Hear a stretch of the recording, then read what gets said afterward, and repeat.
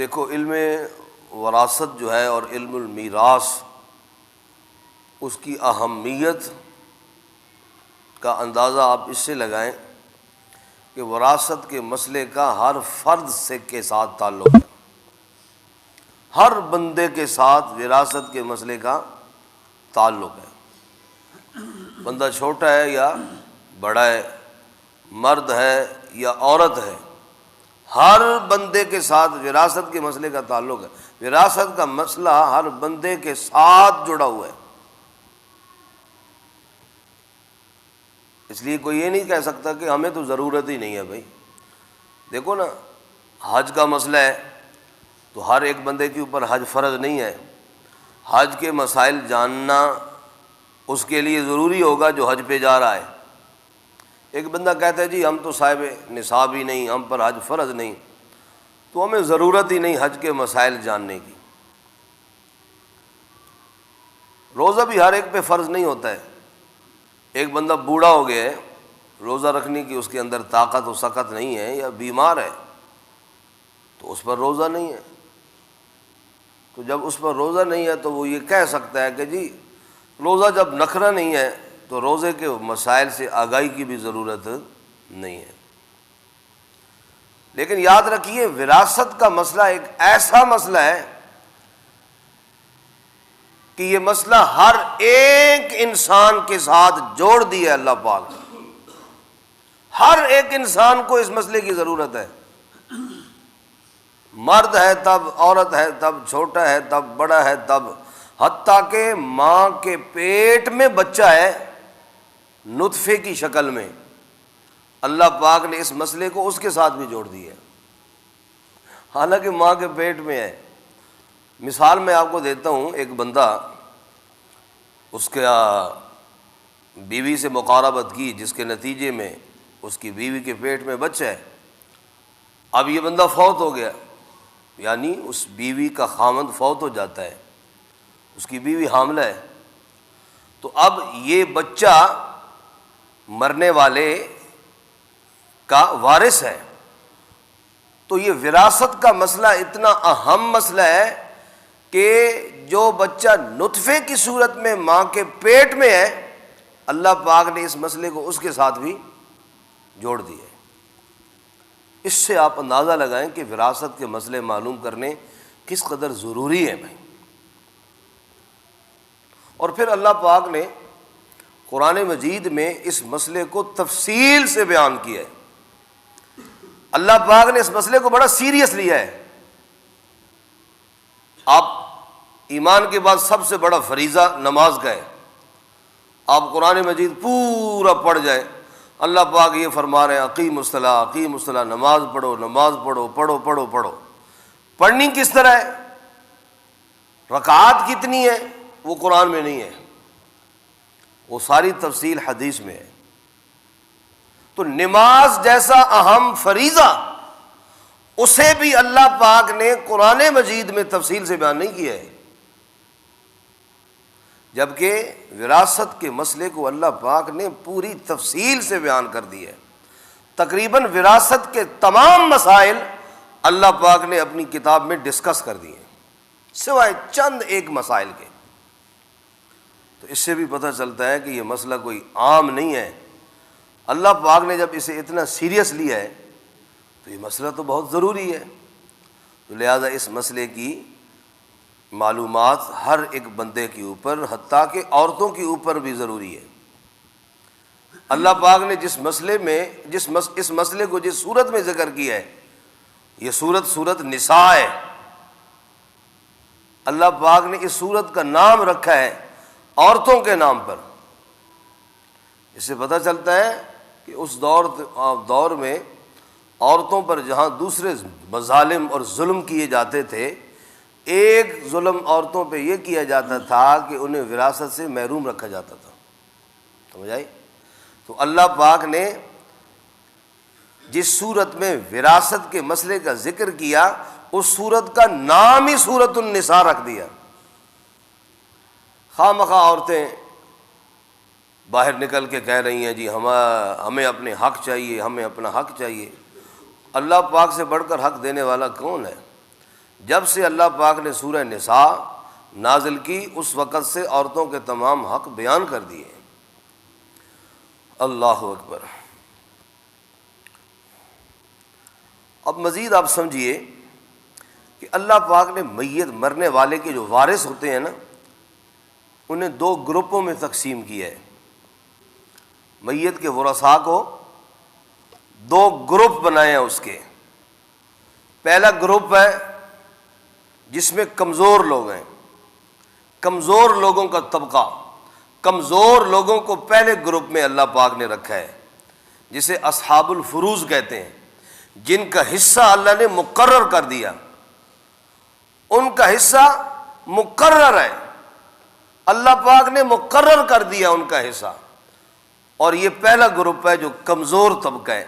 میت کے مال کے جو وارث ہونے والے لوگ ہیں نا، ان میں سے بعض کمزور لوگ ہیں، کمزور طبقہ ہے، اللہ پاک نے پہلے گروپ میں انہیں رکھا ہے،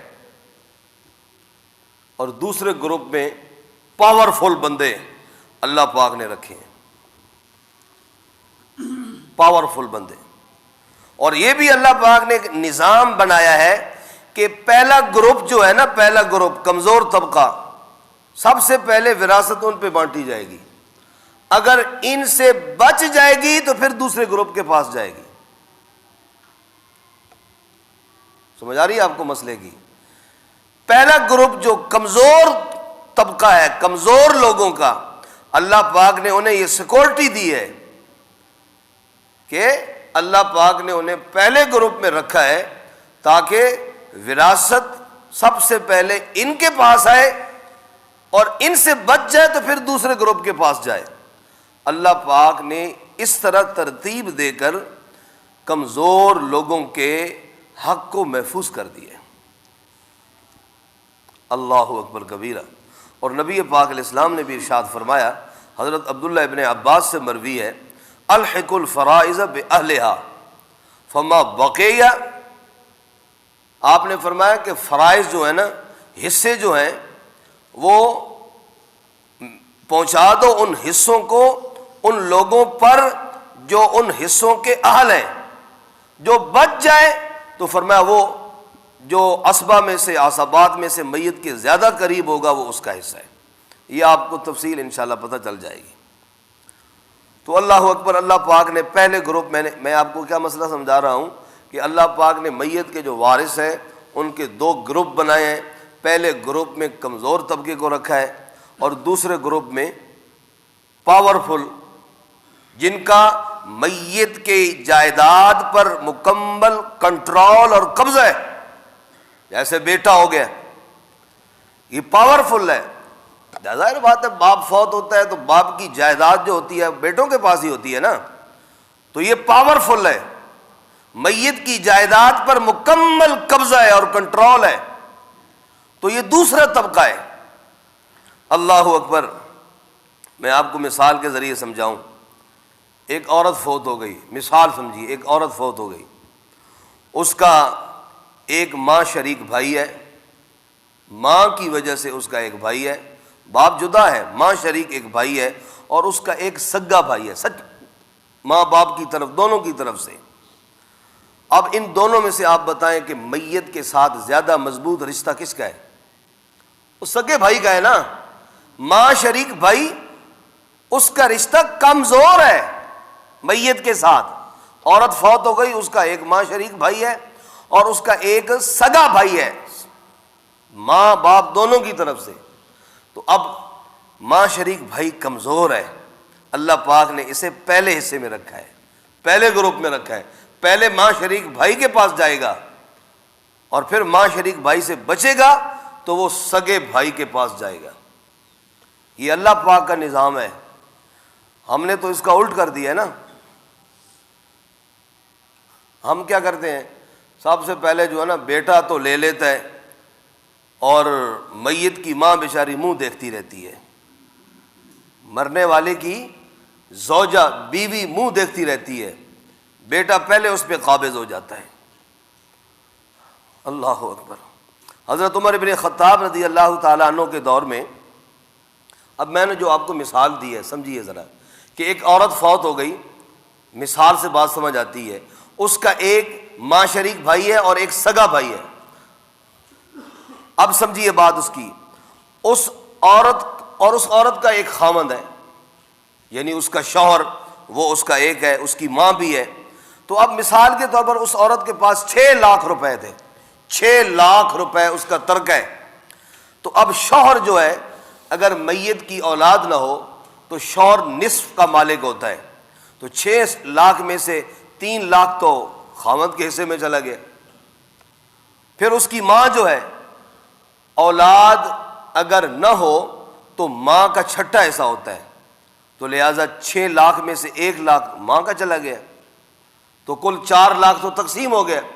اب اس کا پیچھے ایک سگا بھائی ہے، ایک ماں شریک بھائی ہے، تو ماں شریک بھائی جو ہے اس کا حصہ ہے 1/3، 1/3۔ تو اب 2 لاکھ پیچھے جو بچا ہے وہ ماں شریک بھائی لے لے گا، وہ ماں شریک بھائی لے لے گا، بیچارہ سگا بھائی محروم رہ جائے گا۔ حضرت عمر بن خطاب رضی اللہ تعالیٰ عنہ کے دور میں یہی مسئلہ پیش آیا کہ ایک عورت جو ہے وہ فوت ہو گئی، اب اس کا ایک شوہر تھا، اس کی ماں تھی عورت کی، اور عورت کا ایک سگا بھائی تھا اور ایک ماں شریک بھائی تھا۔ حضرت عمر بن خطاب رضی اللہ تعالیٰ عنہ نے آدھا نصف اس عورت کے خاوند کو دے دیا، چھٹا حصہ ماں کو دے دیا، اور 1/3 وہ اس کے ماں شریک بھائی کو دے دیا۔ سگا بھائی اس کے لیے کچھ بھی نہیں بچا، اس نے ہنگامہ کھڑا کر دیا، سگے بھائی نے ہنگامہ کھڑا کر دیا کہ میرے لیے کچھ بھی نہیں، میں تو سگا بھائی ہوں۔ تو حضرت عمر بن خطاب رضی اللہ تعالیٰ عنہ نے پہلے سمجھایا کہ اللہ پاک نے جو ترتیب بیان کی ہے نا، اسی ترتیب کے ساتھ میں نے یہ صرف کی ہے، مسئلہ اسی طرح ہے۔ پھر حضرت عمر بن خطاب نے اس نے جب بہت شور کیا تو انہوں نے ماں شریک جو بھائی تھے انہوں نے کہا چلو اسے بھی کچھ دے دو۔ یہ حضرت عمر بن خطاب کا علماء فرماتے ہیں اجتہاد ہے، ورنہ مسئلہ یہی ہے کہ ماں شریک بھائی جو ہے وہ پہلے حصے دار ہے، وہ پہلے گروپ میں ہے، وہ پہلے وارث بنے گا، اگر بچے گا تو پھر وہ جو ہے نا سگے بھائی کی طرف جائے گا۔ اللہ اکبر۔ اس طرح اللہ پاک نے کمزور لوگوں کو بھائی سیکورٹی دی ہے، سیکورٹی دی ہے، ان کے مال کا تحفظ کیا اللہ پاک نے۔ اب آپ دیکھیں بیٹا اور بیٹی یہ پہلے گروپ میں شامل نہیں ہیں، یہ بیٹا اور بیٹی دوسرے گروپ میں شامل ہیں۔ بیٹا وارث بنتا ہے، مال ضرور بیٹے کے پاس زیادہ بچتا ہے، یعنی جن لوگوں کے حصے مقرر ہیں ان کے حصے نکالنے کے بعد بیٹے کے پاس مال آتا ہے، بہت زیادہ مال آتا ہے، لیکن بیٹا اور بیٹی ہے دوسرے گروپ میں، پاورفل گروپ میں شامل ہیں۔ پہلا گروپ جو کمزور طبقہ ہے اس میں مثال کے طور پر جن لوگوں کے حصے اللہ نے مقرر کر رکھے ہیں ان پر تقسیم ہو گیا۔ اب جو مال بچ گیا ہے، اب ایک بیٹا ہے اور بیٹی ہے، تو اب جو ہے نا سب سے پہلے بیٹی کو دیا جائے گا، بیٹی کمزور ہے نا، پہلے بیٹی کو دیا جائے گا، بیٹی کو دے دینے کے بعد پھر بیٹے کے حصے میں آئے گا۔ یہ اللہ کی ترتیب ہے۔ اللہ پاک نے کیا فرمایا؟ لِلذَّكَرِ مِثْلُ حَظِّ الْأُنثَيَيْنِ، کہ لڑکے کا اتنا حصہ ہے جتنا 2 لڑکیوں کا حصہ ہے۔ اللہ پاک نے یہ نہیں فرمایا کہ لڑکی کا حصہ لڑکے کے حصے کا نصف آدھ ہے، اللہ پاک نے فرمایا لڑکے کا اتنا حصہ ہے جتنا 2 لڑکیوں کا ہے، یعنی پہلے اللہ پاک نے لڑکی کا حصہ رکھا ہے، پہلے لڑکی کو دیا جائے گا، بیٹی کو دیا جائے گا، وہ کمزور طبقہ ہے، بعد میں لڑکے اور بیٹے کے پاس آئے گا۔ اللہ اکبر کبیرہ۔ تو میں نے وراثت کی اہمیت کے متعلق چند ایک چیزیں ذکر کی کہ یہ ایسا مسئلہ ہے وراثت کے کہ ہر بندے کے ساتھ اللہ نے اسے جوڑ دیا ہے، اور دوسرا قرآن مجید میں پوری ڈیٹیل اور تفصیل کے ساتھ اللہ پاک نے اگر کسی مسئلے کو ذکر کیا ہے تو وراثت کے مسئلے کو ذکر کیا ہے، لہٰذا اس مسئلے کو سمجھنا ہمارے لیے ضروری ہے۔ انشاءاللہ